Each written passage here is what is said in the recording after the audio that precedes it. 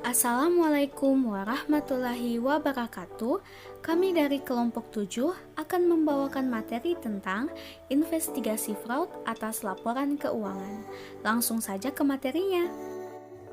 Assalamualaikum warahmatullahi wabarakatuh. Perkenalkan, saya Dewi Anggraini dengan NPM 2010-226 dari Universitas Jambi. Baiklah, saya akan menyampaikan materi tentang pengertian kecurangan laporan keuangan. Kecurangan laporan keuangan atau fraudulent financial reporting adalah salah saji atau pengabaian jumlah dan pengungkapan yang disengaja dengan maksud menipu para pemakai laporan keuangan. Kecurangan ini biasanya terjadi ketika sebuah perusahaan melaporkan lebih tinggi dari sebenarnya overstays terhadap aset atau pendapatan, atau ketika perusahaan melaporkan lebih rendah dari yang sebenarnya yang disebut dengan understays terhadap kewajiban dan beban. Kecurangan laporan keuangan dilakukan oleh siapa saja pada level apapun dan siapapun yang memiliki kesempatan. Kemudian, menurut Wells 2011, kecurangan laporan keuangan mencakup beberapa modus antara lain yang pertama, pemalsuan, pengubahan atau manipulasi catatan keuangan, dokumen pendukung atau transaksi bisnis.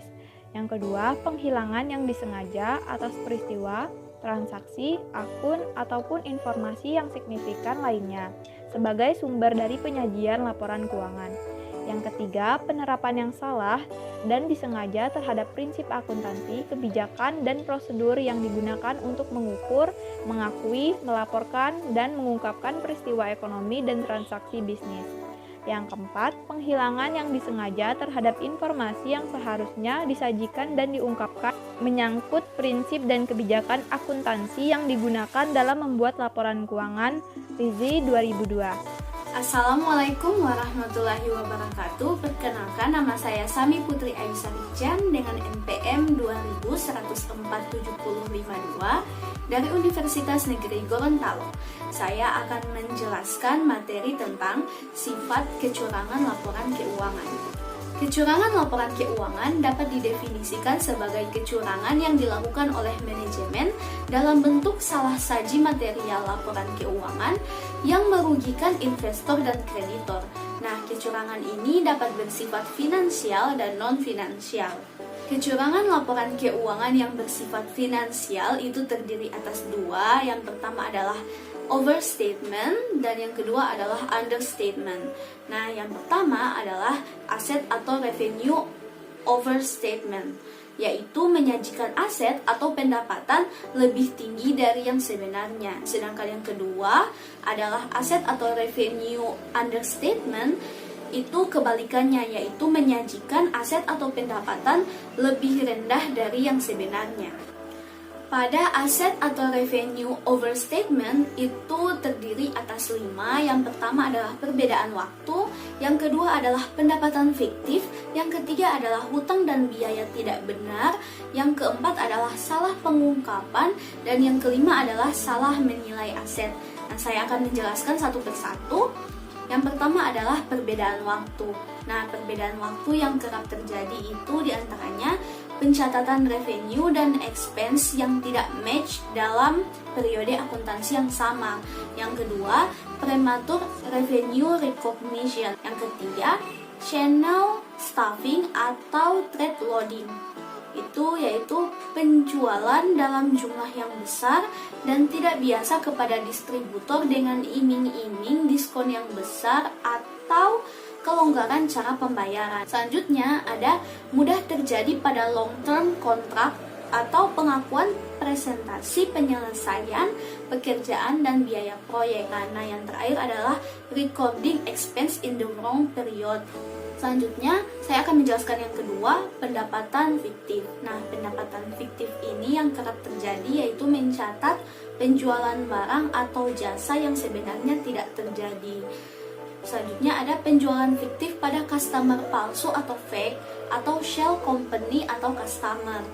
Yang selanjutnya menggelembungkan penjualan yang sebenarnya. Nah, pada hutang dan biaya tidak benar, itu yang kerap terjadi adalah liability atau expense omissions. yaitu manipulasi dengan tidak mencatat hutang atau biaya yang sebenarnya, tidak mencatat sama sekali transaksi dibiayai dari sumber pendapatan lain. Selanjutnya ada capitalized expense versus expensing capital expenditures. Selanjutnya ada improper return and allowance liabilities atau menyangkut kebijakan retur barang. Selanjutnya yang akan saya jelaskan adalah salah pengungkapan. Pada salah pengungkapan ini, laporan keuangan dan catatan atas laporan keuangan seharusnya juga mendisclose segala informasi yang dapat mempengaruhi pembaca laporan keuangan.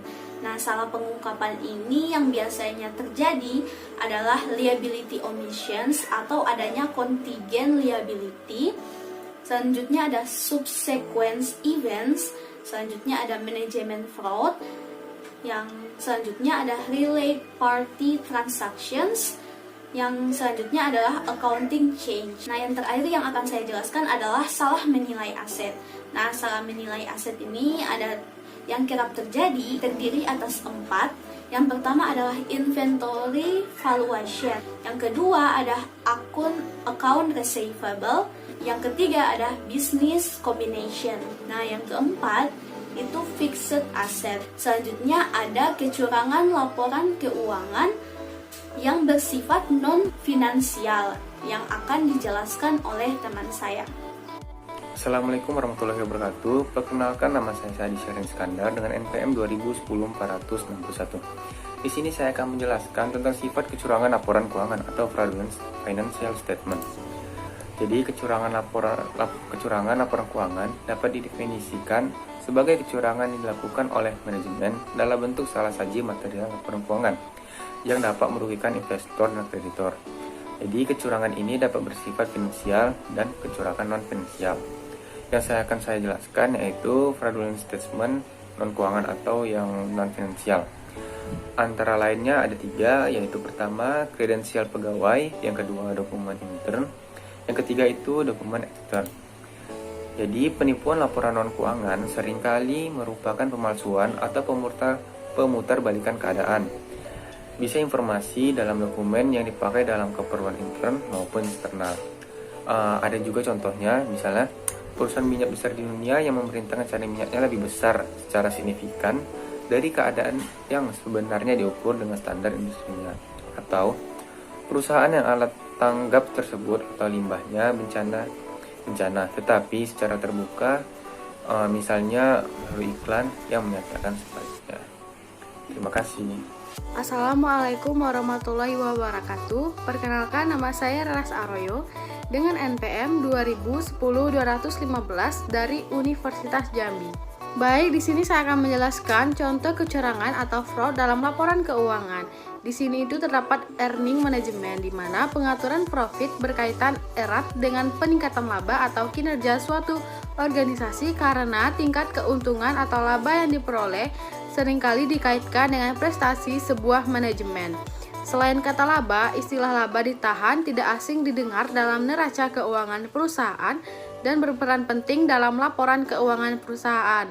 Jadi upaya manajemen merekayasa informasi keuangan atau memanipulasi laba serta dapat pula memanipulasi laba ditahan dalam penyajian laporan keuangan sehingga menyajikan informasi yang menyesatkan investor maupun kreditor.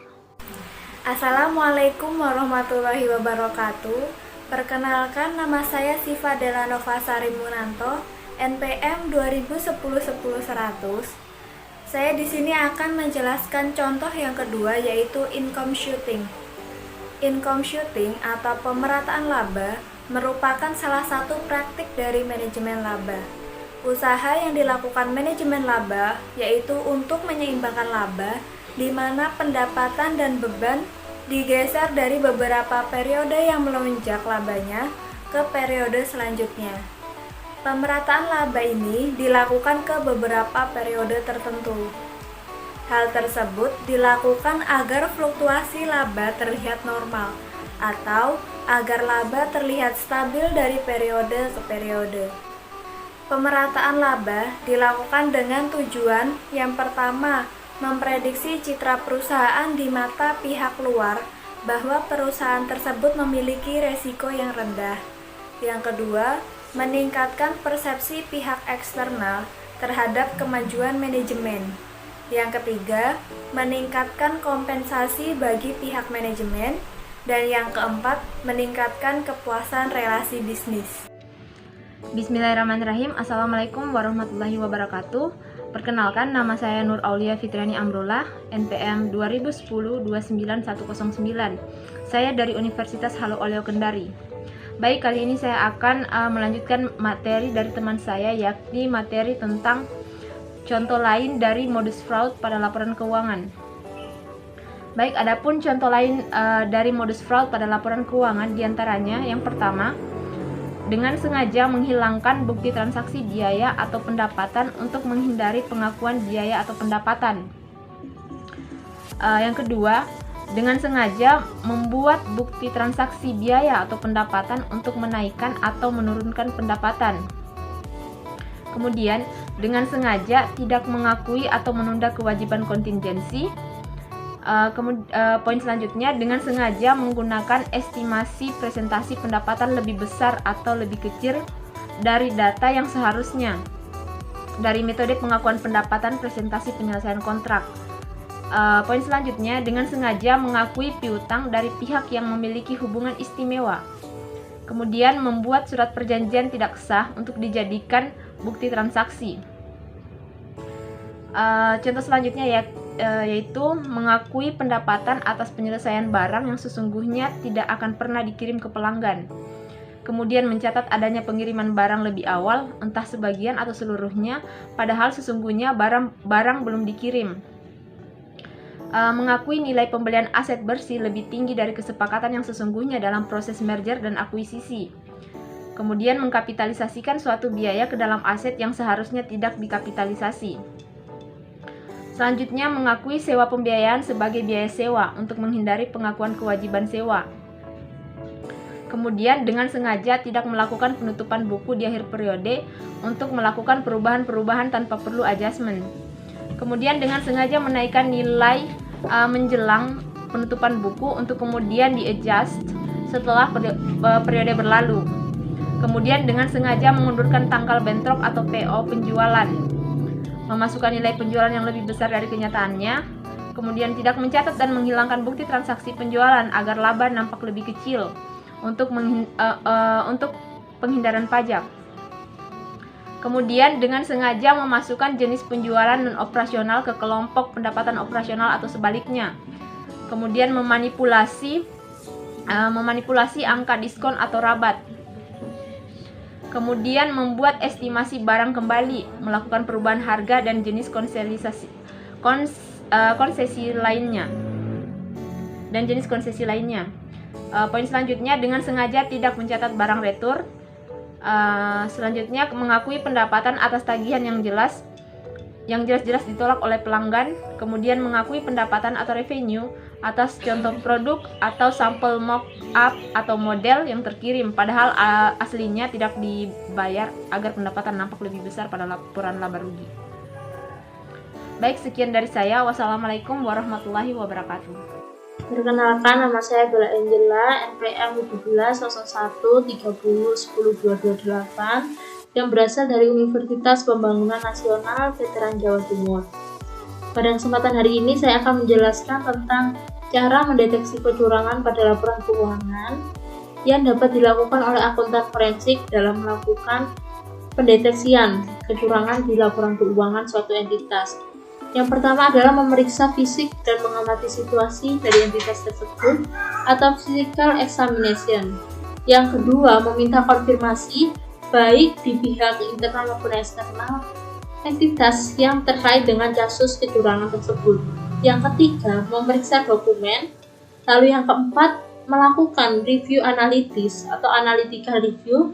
Seperti pertemuan sebelumnya, ada beberapa pendekatan yang akan dilakukan oleh akuntan forensik dalam melakukan analytical review. Yang kelima, melakukan tanya jawab dengan auditan. Jadi, akuntan forensik akan melakukan tanya jawab terhadap pihak-pihak yang terkait dengan kasus ini, baik di pihak internal maupun eksternal dari entitas. Yang keenam, menghitung ulang kembali laporan keuangan yang sudah diindikasikan terdapat kecurangan. Yang ketujuh, melakukan observasi. Lalu, tanda-tanda umum kecurangan laporan keuangan. Yang pertama, adanya dominasi manajemen oleh satu orang atau kelompok kecil tanpa kompensasi kontrol. Jadi, tidak adanya transparansi kepada pihak-pihak internal maupun eksternal perusahaan. Karena manajemennya itu hanya dikendalikan oleh satu orang atau kelompok kecil yang ada dengan tujuan maksud tertentu selain maksud dari perusahaan. Yang kedua adalah praktek oleh manajemen committing analisis, kreditur dan pihak ketiga untuk mencapai prakiraan agresif atau tidak realistis. Yang ketiga, komunikasi yang tidak efektif, implementasi, dukungan atau penegak nilai-nilai entitas atau standar etis. Yang keempat, pertumbuhan yang cepat atau profitabilitas yang tidak biasa, terutama dibandingkan dengan perusahaan lain di industri yang sama.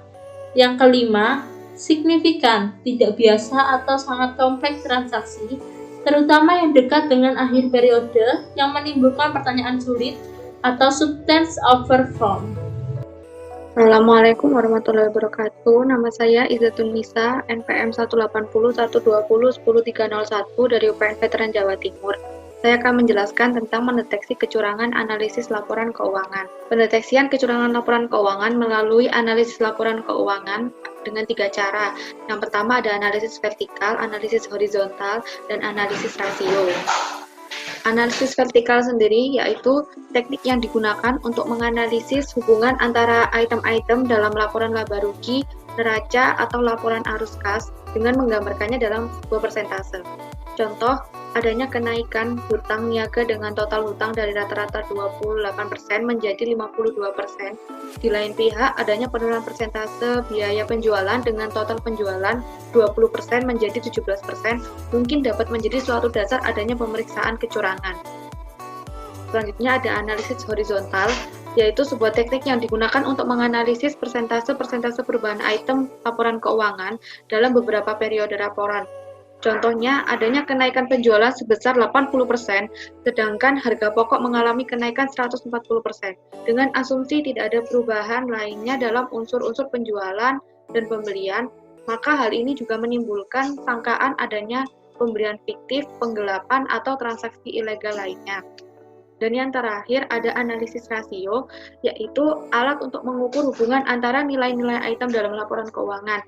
Sebagai contoh adalah current ratio, adanya penggelapan uang atau pencurian kas dapat menyebabkan turunnya perhitungan rasio tersebut. Sekian dari kelompok kami, terima kasih.